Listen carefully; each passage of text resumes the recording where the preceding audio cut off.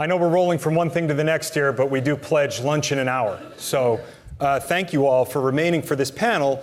This is a little bit of a diversion from history at CNAS. We have never done a panel specifically on veterans issues, and I would open just with the argument that this is very much a part of our core mission to discuss and devise pragmatic national security policy. Not only is there an element of moral obligation on the part of commanders, I think, more generally perhaps the country, that's something we can talk about, but there's a colder calculation as well. In the era of the all-volunteer force, I think you can make a very strong case that how we treat our veterans directly influences the pool of people from which we can pick to fight our next war. And so I'm really pleased to be joined today on stage by three people who've given an awful lot of thought to this field. Just to my left, retired Army Lieutenant General James Terry Scott, the chairman of the VA's Advisory Committee on Disability Compensation. General Scott retired from the Army after 32 years of service, ranging from platoon and company command in Vietnam through service as the commanding general of the U.S. Army Special Operations Command at Fort Bragg. He was the director of the National Security Program at Harvard's Kennedy School. And Terry, thank you for being here. Thank you. Phillip Carter is the Chief Operating Officer and General Counsel for Caerus Associates. Before joining Caerus, Phil practiced national security law with McKenna Long and Aldridge. He worked on the Obama campaign as its National Veterans Director and served in the Pentagon as the Deputy Assistant Secretary of Defense for Detainee Policy. Previously, Phil served 9 years as an Army military police and civil affairs officer, including a year in Iraq's Diyala province. Phil, welcome. Thanks, Nate. And Dr. Margaret Harrell is a senior fellow at CNAS and director of our program on the military, veterans, and society. Prior to joining us, Meg was a senior social scientist at RAND, where her work addressed military manpower and personnel, military families, and quality of life. She's also a military brat and spouse. Meg, thanks. And I want to begin the conversation with you. Could you tell us a little bit in general terms about your research and what it is you're trying to accomplish? My pleasure. Since I had the honor of joining CNAS last summer, it's been my real pleasure and joy to lead the veteran research. And our research follows three main areas of focus. We're interested in veteran wellness, in veteran employment, and in veteran education. But I say that acknowledging that those aren't really three separable areas. In fact, when we published our wellness report in April, we tried to state very clearly that wellness really encompasses these other aspects as well. For example, we know that to be well, most veterans need employment, both for the financial stability and also because all of us need a reason to wake up every day and get out of bed. And for many veterans, it's civilian employment that provides that purpose for them as they continue life after the military. The underlying premise throughout all of our work is the presumption that most veterans are well, that most veterans are successful, capable, valuable members of civilian society. There are some that have problems, and we need to understand those problems and address them as a nation, but most are well. And in fact, the Veteran Employment Report that we released this week underscored quite nicely that veterans are not only well, but most of them are very good employees, because we found that companies hire veterans not because they're a charity case, but because it's good business to hire veterans. Companies cited 10 solid reasons that they hire veterans, and 9 of those were all about the business case, why it's good business for them to hire veterans.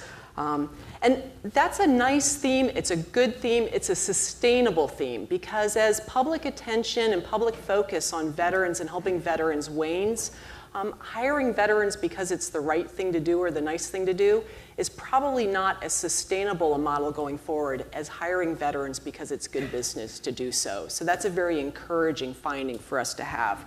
Because really, if I go back to the goal of our research, what we're trying to do is identify policies from our research that will improve the reintegration of veterans into society.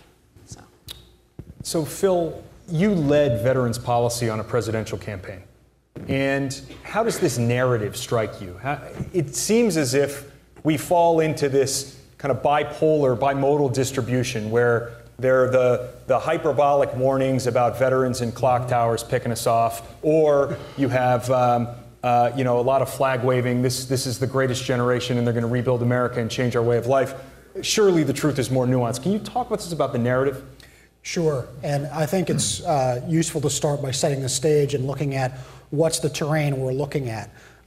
If you look at today's population of veterans, the Iraq and Afghanistan generation that we belong to, you're talking about 2.4 million individual people who have deployed to one of those two countries.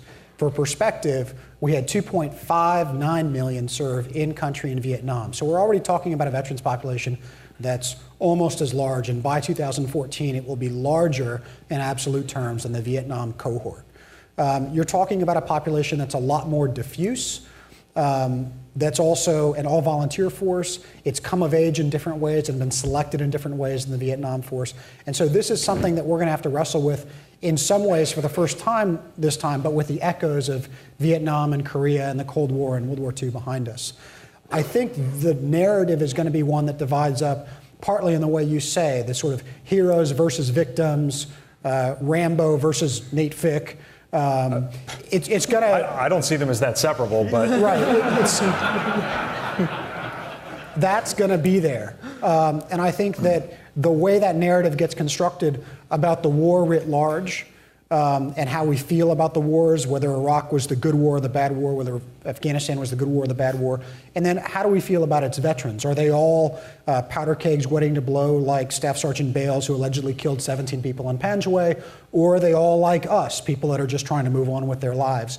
It's going to matter. And it's not just going to play out here, but it's going to play out in Hollywood. It's when a scriptwriter chooses to portray a veteran in their show. Is the veteran the perpetrator of Law and Order, or the judge, or the member of the jury? And I think decisions like that and how we talk about veterans going forward are going to play a huge role in setting the stage for employment and wellness and health down the road, because it's going to be how society views this very small but consequential population. You talk about the echoes of Vietnam. Only one of us on this stage lived through the post-Vietnam drawdown and then the post-Cold War and Gulf War drawdown as an active duty officer. So, General Scott, could I ask you to tease out for us any lessons from past drawdowns, and how should we think this time about avoiding some of our past mistakes? Sure. I need to start out by saying that my views don't necessarily reflect those of the Secretary of Veterans Affairs or the Department of Veteran Affairs or the Department of Defense. The committee that I had and the commission that I headed both report generally to the Congress. So having made that disclaimer, I'll be glad to launch into just a bit of a comparison or differentiation. I think you have to be really careful about how you draw the parallels between Vietnam and post-Vietnam and OIF, OEF, and post-OIF, OEF. But there are some. Both were very long wars by the American standard. Certain things have occurred during the Vietnam conflict and during the more recent conflicts that are still ongoing. There were manning issues, recruiting and retention issues in both conflicts. Over time, small unit efficiency and discipline in some cases did not work out the way we wanted it. And if you might want to check some of the recent comments of General Amos, the Commandant of the Marine Corps, who has basically said we've got to go back and police the Corps. And I think all the services would tell you the same thing. So those are some of the parallels. The other thing I think you can expect, based on the comment that Phil made, that the size of the cohort from the Vietnam War and the OIF, OEF is about the same. So I think you can expect a significant number of disabilities to manifest themselves early on, and we're seeing that with the wounded and injured. And I think we can expect a significant amount of disabilities to manifest themselves much later, as occurred in the Vietnam cohort. So the VA needs to get ready for that, for both of those. a significant difference is the way that the society has viewed the returning veteran. And I think that's tremendously important. And I think in the long run, that's going to help with the reintegration of the people from OIF, OEF. So I think those are some the points I'd care to make in that regard. So it strikes me that another difference between the Vietnam era and today is that the all-volunteer force is older. Consequently, it is more married. Consequently, it has more children. And so we know a lot about service members and their families. We know quite a bit about veterans, but we don't know a whole lot about veterans' families. And one aspect of Meg's work that makes it different is her focus on veterans' families. So Meg, what do you know about them? Well, I wish we knew more about veterans' families. We simply don't. We can extract some of our knowledge from our past few generations of military affiliated kids and thus veterans' families. But the reality is that today we have a generation of kids who have grown up with one, sometimes two of their parents deploying 1, 2, 3, 7 times. We just don't know what the experience of these kids have been like, and we don't know how it's going to bear out as they grow into adulthood. We can surmise that, like military families, probably most veterans' families are probably quite strong and capable. But there's going to be those families where children have problems, and as a nation, we just need to have a better handle on what those issues are. And it's less useful to extract our knowledge from past generations. As Nate mentioned, I grew up as an Army brat on military installations, but I really grew up during a time that I would call a golden age of military brats. I was too young to recall my father deploying to Vietnam, and my dad was retired by the time the first Gulf War came around. So my peer group that grew up as military kids don't have the same perspective. We don't have the same experience. We can't look at today's military kids and have the empathy of understanding what their situation is like. And again, most veterans' kids are probably doing fine. But we've got veterans' kids whose mom or dad came home different, and we have children whose parents didn't come home. And we need to understand what the issues are for these kids. I heard recently Secretary Shinseki say that the VA is still paying benefits to 2 children of Civil War soldiers. So you can surmise that those 2 soldiers were relatively young at the end of the war. They waited to have children, and their children now have quite a few years on them. The VA is not currently paying benefits to today's veterans' children. But my point is that if we have vets' kids with issues today, those issues are going to persist for a very long time into our future. And I think it's something that we need to get a handle around. So I think it's going to be hard for us to replicate the scrum of the Grand Strategy panel on this topic, but I'll try. And just ask a provocative question. I was on an airplane yesterday from California back to Washington in a crowded weekday departure lounge with harried business travelers with a lot of carry-on luggage and families with squirming kids and a couple of older people in wheelchairs. And who were the first people on the airplane? The first people on the airplane were 2 service members in uniform. Something's wrong with that. Have we gone too far? Do we as a society do too much? And if so, what does that mean? Yeah, I mean, there's a great article that Greg Jaffe wrote in the Washington Post probably about 7 or 8 months ago about the handouts around Washington for veterans and how Washington shows its gratitude, nationals tickets, steak dinners, and so forth. And, it's great. I love going to a baseball game. I love a good steak dinner. But that's not what our veterans need, and that sends the wrong message. It sends a message of patronization. It sends a message of stigma. It also I think puts veterans on a pedestal that's not appropriate for a society like ours. It ought to venerate a lot of things, but not necessarily veterans for veterans' sake. That is a very politically loaded statement to make. It's probably one that only a veteran can say because of the way that identity politics works in today's society, but it is a bad road to go down. And I think that it's happening because it's such a small part of the population, that the mere act of volunteering today is seen as heroic in a way that it wasn't for a generation or two ago, that it's such a small number that society doesn't know how to show its gratitude and doesn't know how to act towards these people, especially when American society continues to only be asked to go shopping and not to contribute in some meaningful way to society? Well, I'm sure that to some extent it is patronizing. I'm sure that to some extent it could even be described as demeaning to some. But the flip side of that is that for most of the people who are deferring to veterans to allow them to get on the airplane first and et cetera, I think it is a validation of their commitment and of their participation. And I really believe that's a whole lot better than what we saw after the Vietnam War in terms of how veterans passing through airports may have been treated. And to some extent, even after the first Gulf War, there were people where there was a lot of pride and all of that. But so I'm not as concerned about the negative effects of this sort of deference to today's returning soldiers who eventually will be veterans. So I understand your point, and I think it can be overdone. And certainly some of the things that you hear and see on TV would cause you to kind of wonder, well, how patronizing is this? So they say the poor little veterans, they've suffered so much and none of the rest of us have had to do anything.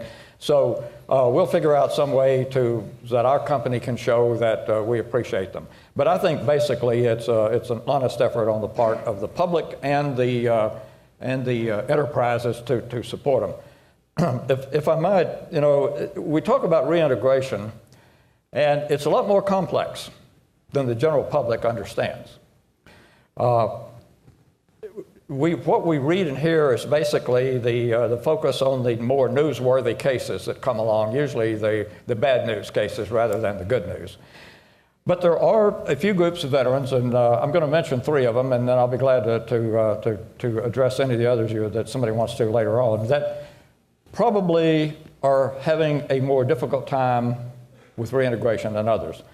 The first would be those who joined the services at age 17 or 18, maybe with a high school diploma, maybe not. Now they're 21 or 22 and they're getting out, and they're very short of marketable skills. And it's extremely difficult for them to reintegrate because in the main they have no work history. And as a former infantryman and special operations officer, I can say this, you don't get a whole lot of transferable skill training in some parts of the services. So those people have a set of problems that require a great deal of thought and work, and I also have some proposed solutions for later on. The second group is the Guard and Reserve members who have been repeatedly called away from their civilian jobs to the point where many civilian businesses are gun shy. And I'll defer to Meg to elaborate on that based on her research. But it's a problem, and it is a problem that is unique to those members of the Guard and Reserve. And the third group is a group that I know that all of you can identify with, and that is those that are leaving the service with significant physical or mental disabilities.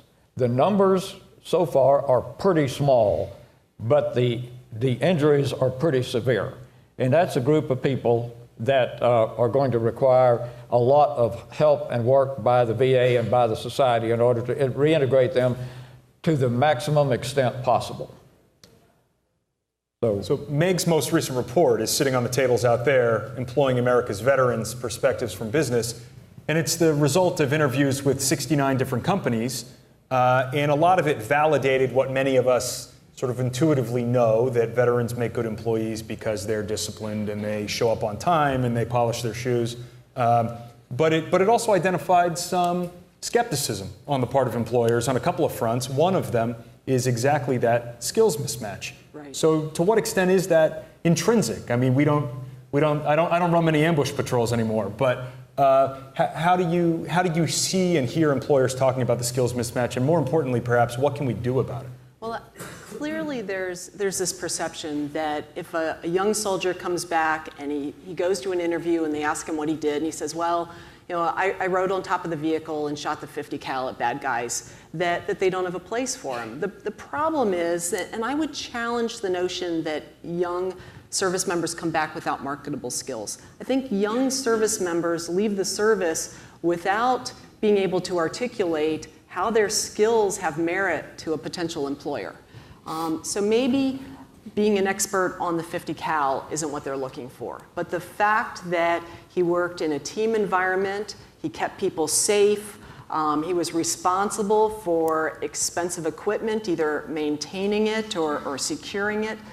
There are a lot of things that a young veteran brings to the workplace. Now, granted, a 22-year-old veteran is not going to compete well with a 30-year-old veteran or with a 30-year-old civilian. But a 22-year-old veteran should compete fairly well with a civilian of the same age, as long as he's able to articulate what he brings to the marketplace. And right now, they're simply not able to articulate that well. We see that problem through veterans of all ages being unable to explain well what they bring to the marketplace. They bring a lot more often than they know how to describe or how to say. And they also come from a culture, the military culture, that does not speak highly of the individual. The military culture is all about the team. It's a real cultural shift for a young soldier or Marine to sit in an interview and say what's special about him and why that employer should hire him. So that's one thing. The other thing, point that you raised, Terry, is concerns about Guard and Reserve repeatedly being called away. What we see and what we hear is indeed companies being concerned about those deployments of Guardsmen and Reservists and being gun shy, but of those, even though it's against the law to discriminate against a candidate because he's Guard or Reserve, we still see these concerns. But some of this is not because people are repeatedly being called away, it's because they're repeatedly volunteering. And it's very hard to discern what's happening out there in the marketplace if there are some employees that go again and again and again, and the reality is they're raising their hand and they're volunteering to go. So employers don't really understand and don't have a good grasp of, if I hire someone, what is the likelihood that he's going to be involuntarily called up? They're definitely concerned about their employees going. And we hear this concern from small companies all the way up to very large companies. Many companies are making an active push to hire veterans regardless. They feel that they can handle this. They get more notice if somebody's deploying than if somebody leaves on Family Medical Leave Act. They can handle this. But nonetheless, we do hear this concern amongst companies. I mean, I want to push you on that and also look at the other reasons why employers say they discriminate in that report that you just published as well, because it's not just concern about Guard and Reserve, it's about this issue that Nate raised earlier. It's the larger stigma about military service and concerns about potentials for combat stress, concerns about whether someone will fit in. I was just having coffee with a friend of mine from law school, and he's recalling a job interview he had where this law partner said, well, I understand you've been a Marine officer for 7 years. I don't know that you can fit into our law firm because you're just clearly used to a very regimented structure. You can't handle ambiguity. You're used to always getting very clear orders. And he wanted to reach across the table and throttle the guys. Do you know what it's like to be a Marine infantry officer? That's part of the problem, Which Phil. should not be constructive. That's part of the problem. So there may be a point there. But there's also a very real stigma and a very real sense of discrimination. And we see this in the cases that come up in the courts for the enforcement of USERRA and the statute for protecting reservists. It's not just small business concerns, it's big business, people like Prudential and Wachovia that forced a broker who came back from reserve duty to rebuild his book of business from scratch and sort of fight his way back up to the top. Even though that was not really what the law required. The law required him to go back to exactly the same place where he had been before.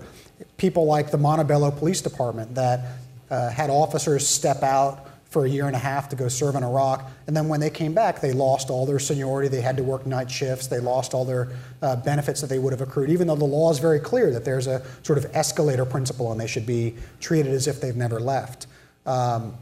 And then there's this more subtle amorphous discrimination that happens, and it's something that I know I've struggled with. It's something that all of my peers report struggling with, and it's something that we know that enlisted personnel and others really struggle with. And I think we have to do that. We have to take charge of the narrative and frame it exactly as you have, that there is a business case for hiring veterans. They will contribute to your company just as they've contributed to this country. Is there a question there? No, no. I do want to make sure we have plenty of time for interaction with the audience, so maybe I can pose one final question to the group. And that is that one of the benefits of talking about veterans policy in the context of other national security policy is we can try to integrate the two. And many of us in this room are thinking about what the future of conflict is likely to entail, what are American deployments likely to look like over the next decade. People still talk with some seriousness about things like persistent irregular conflict. So how do we define what it means to be a veteran in the wake of these wars? How is the demography of our veterans community going to change? How will it be shaped by what is likely over the coming decade or two, and what does that mean? Well, I think that the demography of the veterans population will obviously be based on the demography of the services. And so as the services change in terms of greater technical skills required, less on-the-ground presence, as we've heard this morning and the like, that we will probably see smaller services and more focused services. I know that there's a lot of discussion about increasing the number and capabilities of the Special Operations Forces because they are force multipliers and don't require the commitment of large numbers of people. We've discussed at length the drone program and how it may be replacing certain aspects of not only intelligence gathering, but also of strikes, fires, and the like.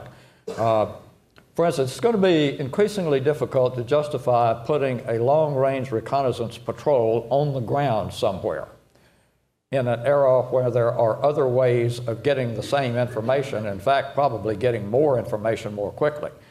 So I think there's going to be a lot of changes in the services, and that's going to drive the changes of the veterans population. I think one of the things that was mentioned earlier, the services are apt to become older in numbers of years, more experienced in years of service, and so we'll probably see more people entering the veterans population from a longer career in the service based on that.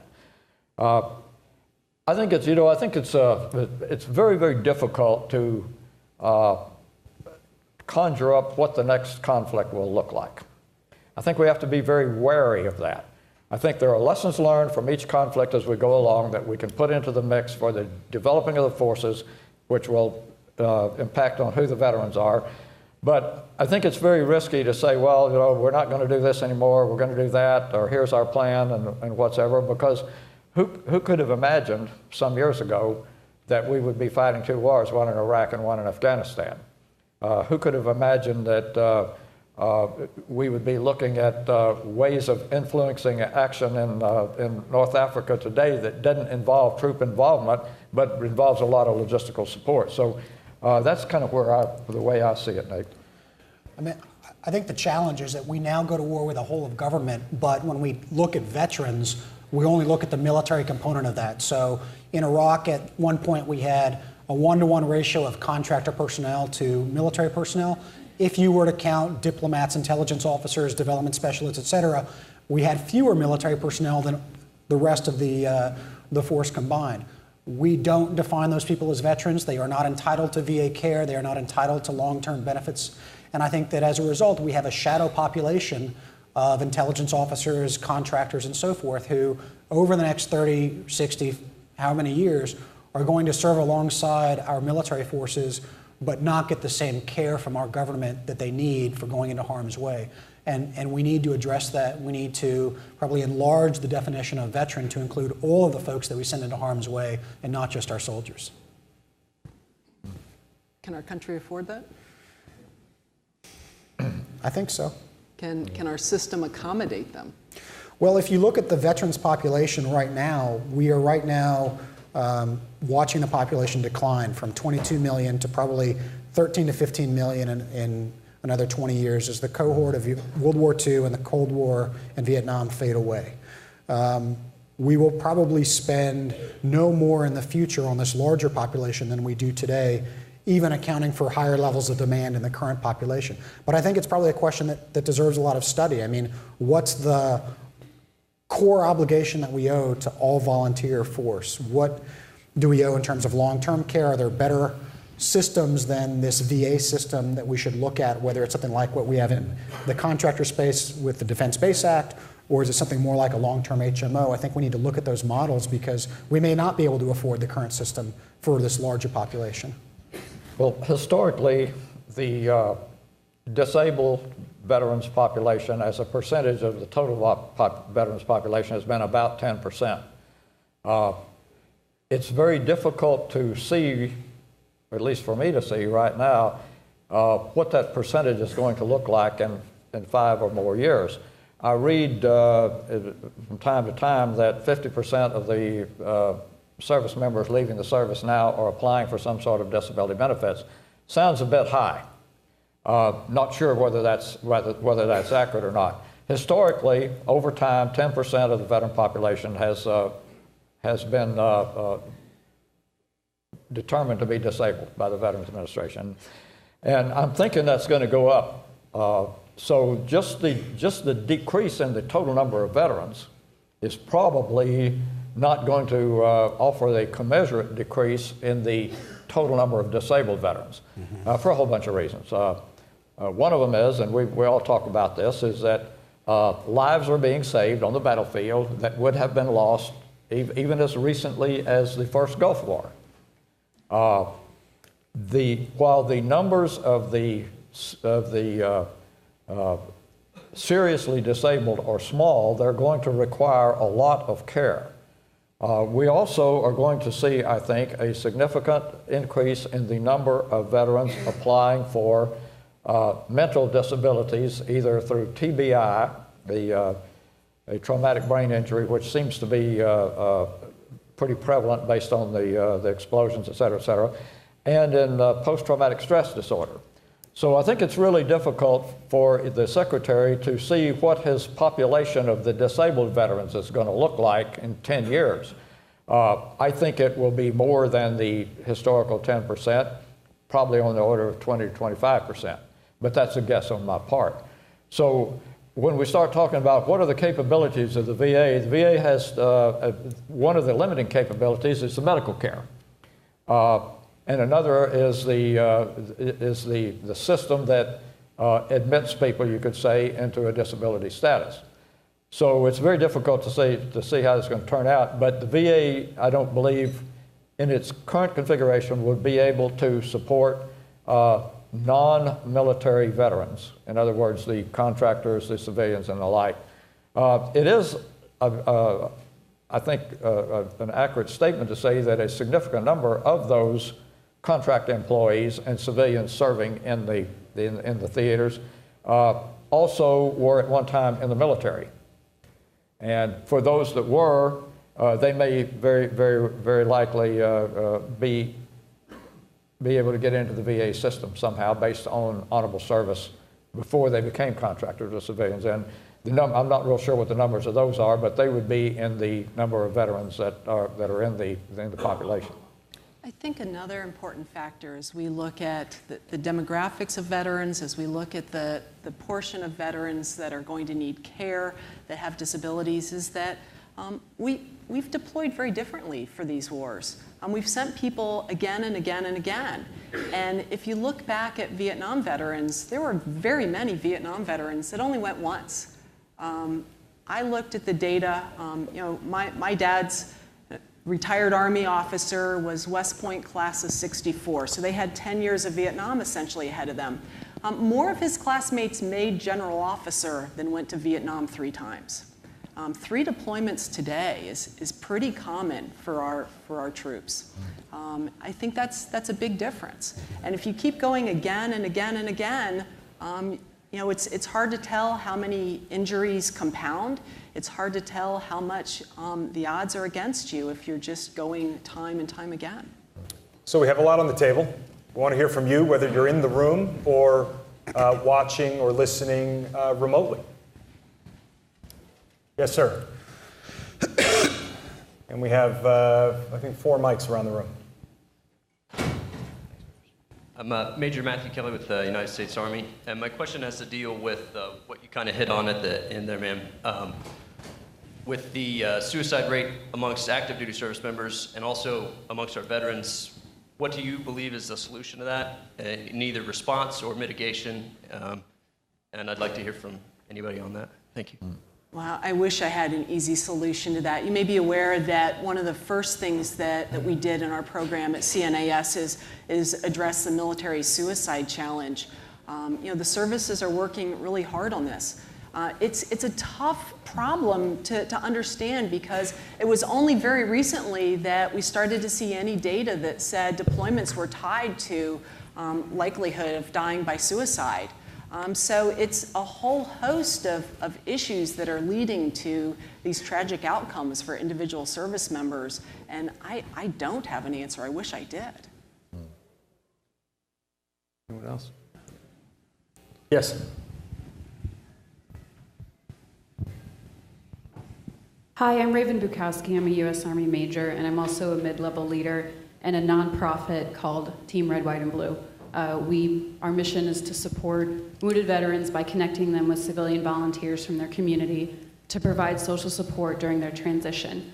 My question is, what is being done, or is anything being done, to fill the critical gap in what the government or what the VA can provide in an era of decreased funding by leaning on nonprofit organizations like Team Red, White, and Blue? Thanks. You want to try that one, Bill? Yeah, I mean, there is, as Admiral Mullen liked to say, a sea of goodwill out there of nonprofits and particularly community-based organizations that are really picking up the slack for the VA in dealing with reintegration and assistance. The primary areas I'm familiar with work on ending veteran homelessness, that most of the shelters and the organizations geared towards getting veterans off the streets are nonprofits, and they're actually doing a great job utilizing a mix of public funding through programs like the HUD-VASH vouchers and private funding raised from philanthropy to build supportive housing, run supportive housing, and then assist with job placement, treatment, and counseling. The challenge for these entities is not just the decreasing government funding, though, but it's decreasing philanthropic funding and an overall shift that they see happening in 2 years or so away from veterans as a cause celeb to the next big thing. A lot of people feel that when the wars go away, this issue will go away, and so they can only do as much as they can raise money for now, and they're trying to lay as much of a foundation now. But everyone I talk to in this community is very worried about what's going to come in 2014 or 2015 when the wars go away. So I applaud what you're doing, and I hope that we're able to generate enough of a sea of goodwill or a tsunami of goodwill that we can have it continue beyond when the wars end. If you step back from what Phil just said to what's the genesis of a lot of these problems, in my judgment, there's very inadequate counseling done for departing service members as they leave the service. I think that is a responsibility of the Department of Defense and the Veterans Administration. What we're seeing is people leaving the services, and no one has sat them down and talked to them as individuals, helped them set their expectations, and offered recommendations for their individual education, training, et cetera, et cetera. And so you get some terrible mismatches. You get people leaving the service and with a maybe perhaps want to be an engineer or something, but don't understand what that means and what that details and how long it takes to do that and what your background has to be, et cetera, et cetera. One of the problems that I believe that the VA has is that there are a number of people enrolled in advanced education programs that have probably been landed in the wrong landing zone. And there's some, it seems very important to me that both the services and the VA do a significantly better job counseling departing service members so that they don't wind up in the wrong place, and then they wind up, they go through a program and there's no job, or they start through a program and they don't make it through, and they come out with significant indebtedness or something like that. And so I really think that to address some of the issues that this young lady brought up, I think you have to step back to, okay, we need to do a much better job in counseling our service members as they separate. I think that's right, and I would just add one anecdote from our experience in this work. When we first announced our intention to do work in the veteran space, I got a visit one day from John Strangfeld, the CEO of Prudential, who also sits on the board of Darden, the business school down at UVA. And in his capacity as a Darden trustee, he met with the veteran students who were going through the MBA program down there and asked them what they thought about their transition and what they needed. And their message to him was basically, we don't need anything, we're fine. We're going to business school at UVA, it's all going to be okay. But what can you do for the men and women who served under us? What can you do for primarily the junior enlisted men and women who served in our units who may have a more accentuated skills mismatch, perhaps, or may not have as ready access to the sorts of resources that have enabled us to make this transition.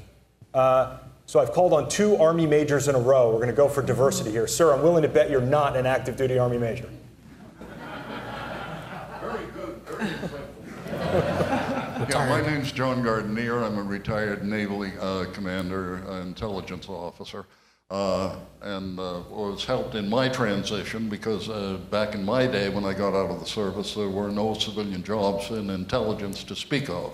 So unlike today, but I had the VA bill and was able to get a good education and have a fine career.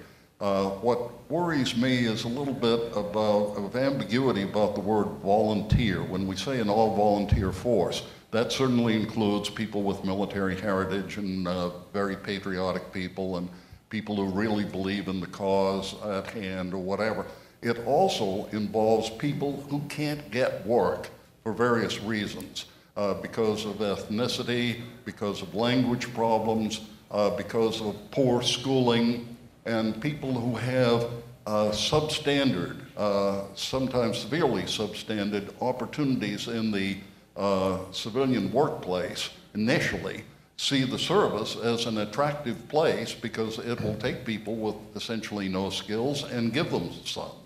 But then when those people go to get out of the service, to what extent has their situation improved or failed to improve? I'd like to challenge that. You know, today's youth, only about 1 in 6 or 7 is eligible for the military. The standards for military service are actually quite high. And so I could agree that a young kid who lives in the middle of Montana, doesn't have a lot of employment opportunities there, sees more employment opportunities in the military. But I don't agree that the military is taking people who are sufficiently substandard that they wouldn't have opportunity in the civilian world. That's just not the case reflected in the data that I see or the experiences I've had talking to those folks that run the accession programs in the military. Yes, sir. My name's Herb Fenster. I'm a lawyer with McKenna Long and Aldridge, and a former co-worker with Phillip. Is the model all wrong? The United States is not entitled to have a standing army. Our Constitution prohibits it. We marginalize the military in times of peace. Do we really need now, because we were going to have a permanent military, do we really need now to have a draft? Should we restore the draft and increase the distribution of people who function in the military? Should we get rid of the Veterans Administration and give the Department of Defense what it really owes, and that is a lifelong obligation to its veterans? In other words, should the basic model change? Well, regarding the relationship between the VA and the DoD, an argument can be made that the DOD should assume most or all the responsibilities of the VA. I don't think the DOD wants to do that. But the argument could be made as long as someone was doing it. I had the privilege of serving as a junior officer in the draftee Army, which doesn't look like there's too many people out there that had that privilege. But I can tell you that it was a totally different environment to serve as an officer or NCO in a draftee Army than it was in even the transition volunteer force, and certainly in the volunteer force now. So I used to tell people I served in 3 armies. I served in the draftee Army of the 60s. I served in the transition Army when the draft was disestablished, and we went through some pretty rough patches in the 70s of transitioning to a full volunteer force. And then I had the great privilege of serving as a senior officer in the volunteer force through the 90s. And it was 3 very different forces. And so while on the one hand you can say, well, because of equality and fairness and all of that the draft should be brought back, sharing the burden, et cetera, the required numbers are so small that it could never be made fair. And so I am basically a proponent of a volunteer service so long as the government fulfills its obligation to take care of the individual who has volunteered for service for as long as is necessary. And that's kind of what the VA commitment is. I think that last question of who serves when not all serves is the central problem with any conscription service system, and whether we had a reserve draft or we had a national service draft or a pure military draft, we'd have that problem. But I think there's a bigger structural issue, and that's the disconnect between the benefits programs we have, which were largely conceived of during the conscription era, as the Bradley Commission in '56 and the other presidential commissions that envision the current VA system we have today, and the all-volunteer force model that was developed in the 70s, and this idea that we offer benefits to recruit and retain the force. Well, which one is the GI Bill? Because it's been both over time, and what principles you adopt should drive the programs you design. And we have this sort of schizophrenia throughout the system that it's not clear whether something's an enlistment benefit, a retention benefit, or a service benefit. And I think that drives a great deal of incoherence in the system. The other piece I want to quickly say is that we have a patchwork of agencies that are solving these problems. So it's not just VA and DOD, but you get support from Health and Human Services, and HUD that manages some homelessness programs, and labor that does veterans employment. And it's a total Rube Goldberg complex that rarely works, and when it does, it's usually by accident. And I think that's something that you guys highlighted in your last report, and I think it's something that we need to pay more attention to because it's flawed by design. Yeah. One other argument against the draft, if I could just go back to that point that it's 1 or 6, 1 in 6 or 7 that's eligible. I don't know any young platoon leader, squad leader, company commander that says, oh yeah, give me those other 6 because those are the ones I really want. Their job's hard enough without us lowering the quality measure of who enters the force. And as far as I know, during the draft service time, the only service that really benefited was the Navy, because of the people that would volunteer for the Navy out of concern that they'd be drafted into a ground force. Yes, ma'am. Thanks for your patience.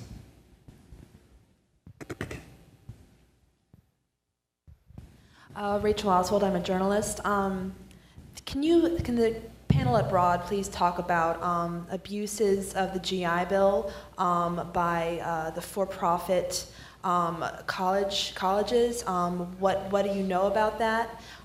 Is the issue being addressed adequately? And just how much trouble are veterans getting into when the GI Bill doesn't adequately cover all of their tuition and they've enrolled in classes that ultimately aren't fruitful for them in terms of getting a job? Well, I go back to my point about the adequate and proper counseling for departing service members as a start point. I know that the Veterans Administration is tremendously concerned with a few of the for-profit institutions and the perception, which I believe to be accurate, that it's a ripoff. Just to make this short. I do know that the Veterans Administration has very, very little legal recourse The Congress pretty much sets the tone for what institutions are eligible for to participate in the program. And there's been a real reluctance, and the VA has requested some legislation that makes it easier for the VA to kick somebody out of the program who is doing what you were talking about. But it's tough, and again, so much of it is a result of the individual being in the wrong place, taking the wrong course. It's not always just the institution, but there are a few that have distinguished themselves by their treatment of the veterans, and it's an ongoing battle to try to deal with them. Publicity is probably the best thing that can happen on things like that. And again, that's the way you get to that, is you have your counselors tell them, be careful. Some of these schools will promise you a degree and a job, and you're probably not going to get either one. And here's their track record. Phil or Meg? No, I mean, I think it's true that money distorts economies. A large influx of cash came into the education sector.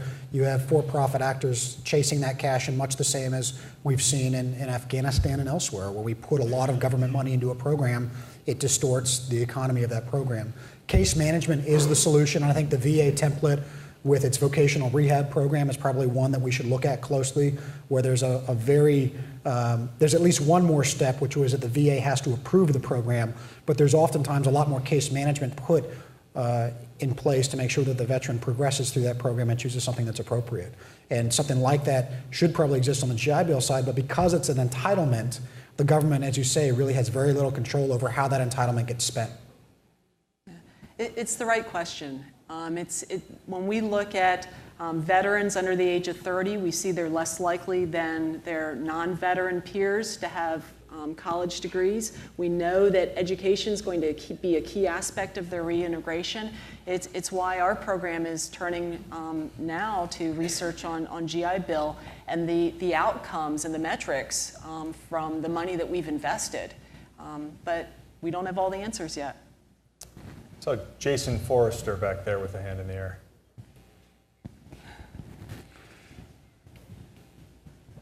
Thank you, Nate. And thanks for a great panel. This has been a wonderful discussion. I'm Jason Forrester. I'm one of President Obama's appointees in the Army and have the pleasure of working on the improvements through the transition process. So again, thanks for all the work that all the panelists have done. If I could, especially regarding the patchwork, the transition assistance required, I would commend to the group and those listening in a speech that President Obama gave on the 5th of August last year at the Navy Yard here in Washington, where he laid out the goals of creating a career-ready military. Coming out of that work, which that speech can easily be found online, as I said, 5 August of last year, the president talked at that point about the possibility of a reverse boot camp, a so-called reverse boot camp, with basically the idea being general that earlier in the process of a soldier, in the case of the Army, of a soldier's transition, that counseling would begin. For instance, in the case of the Army, the commitment is no later than 12 months before separation, the process of counseling will begin so that we can address some of the kind of challenges that you've mentioned. And on top of that, commanders, such as the majors and others in this room, will be on the hook to make sure that that process works well. So that's in place, and it's been going on for the last few months. There's an interagency task force that's already delivered an interim report, and a subsequent report will be coming out rather soon that will set standards that work toward, for instance, November of this year, the Vow to Hire Heroes Act, which again is mentioned in Dr. Harrell's report, mandates that every service member, with very few exceptions, will go through a robust transition program. So any comments that the panel might have on that work that's already happened would be appreciated, but if it could stand more as a comment, I'm happy with that too. I would have loved to have been able to talk more about the revised TAP in the work we just published. As you know, we were working in parallel. I think we're all eager to see the advances that the revisions will make. I think one of the challenges here is that no matter what the approach is, there will be gaps. And so one of the transition challenges that is most acute is the transition that guardsmen and reservists make when they come back from a deployment. That doesn't always count as a discharge for triggering all of the transition requirements, but you may be patrolling the streets of Kandahar one day and then 2 weeks later be back in Los Angeles. you don't go through all the formal discharge processes because it's just what the military calls a demobilization, and yet you have the same transition problems, you have the same transition needs, but you don't fall into that bucket. So I think that there may be gaps like that, and I would love to see you try to address things like that. I think you make a great point, Bill, and the short story is that pilots are afoot that will address Guard, Reserve, active component challenges, and welcome the chance to do that dialogue. Thanks. Sir, over here.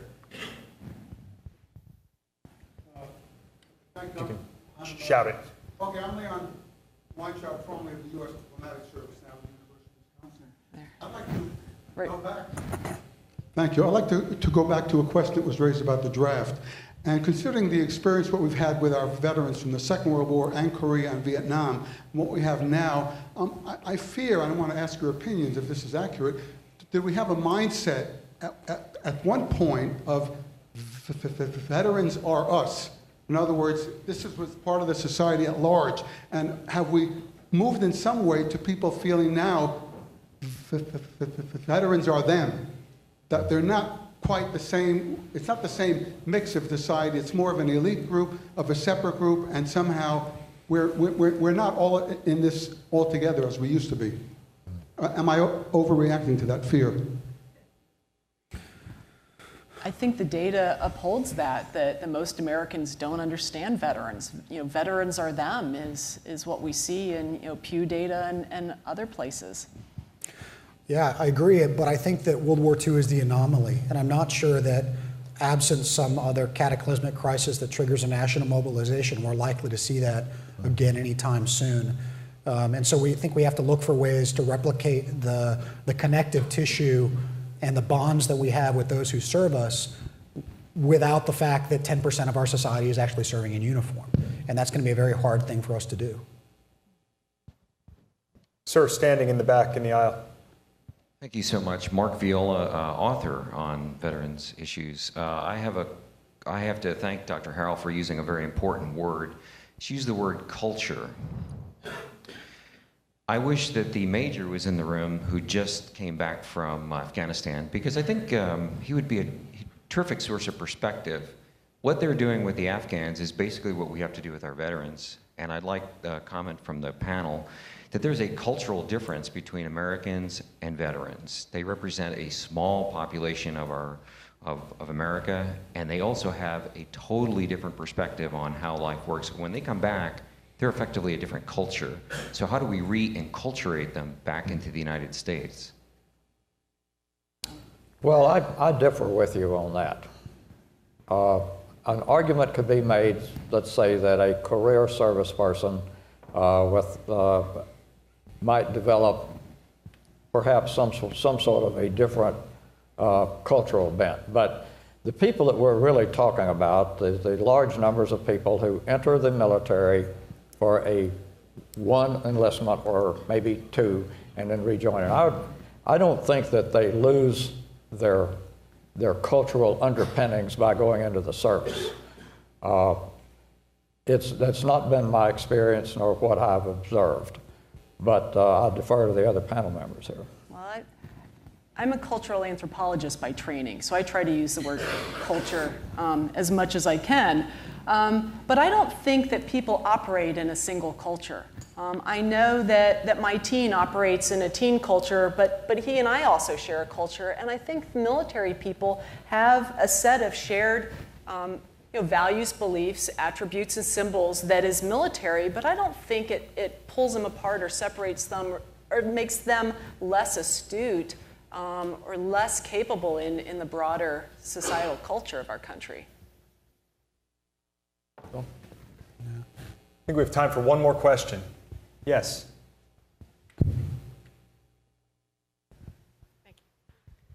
Hi, I'm Joyce Razor with the National Military Family Association. Thanks for the comments on veterans families. We do have a lot more work that we need to do on that.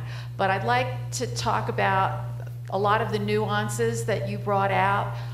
Very different discussion on helping veterans than we usually have. Usually we have the let's help veterans without getting into the age, the experience, the education, generation, women versus men. some of those issues that you brought up today. And so as we go forward in a time where resources, both for government and those of us who support from the private sector, can make the biggest difference, how do we get more of that granularity in the discussion, both in research and in policy? And where would you start to kind of drive that discussion to both the people who need it most and where there might be examples of how help can be provided? I will abuse the moderator's chair to offer just a very quick perspective on that. And that gets back to why we wanted to start doing some of this work. It's because the veteran space is one that is, and this is not a judgment, but just an expression, I think, of reality, is a space that's largely dominated by advocates for one or another part of the broader community. It's fundamentally different from the defense or the intelligence world, the economic community, all these places that have deep reservoirs of human analytical capital. And the veteran space, for whatever reason, doesn't have that to the same degree. So I think one starting point is for organizations like this one, for universities, for other independent analytical organizations to do more work in the veteran space and do data-driven, methodologically rigorous work of the kind that Meg and her team are doing. So I think in an age of fiscal austerity, one of the things that we're going to have to get better at is building the business case for early intervention and for proactive programming. So Meg asked earlier, could we afford to take care of all of these non-military veterans? Can we afford to take care of this new generation with higher utilization rates, as General Scott points out? And I think the answer has to be yes, because we know from the Vietnam generation that the back-end costs will be higher, that if we don't take care of them and provide better case management now and better support to their educational endeavors and their health needs now, we will take care of them as homeless veterans and as criminal veterans and as other veterans in the future. And so we have to build an evidence-based, rigorous, solid policy and business case for why we need to act now. And that is, I think, the key, and I think that's hopefully the foundation of what we're going to be doing in the future. And if I could just, I know you didn't mean this, Phil, but I just want to clarify. Again, most veterans are well. To say that we're going to be taking care of veterans as sick and prisoners, I mean, those are the small numbers of veterans that have problems that we do need to address.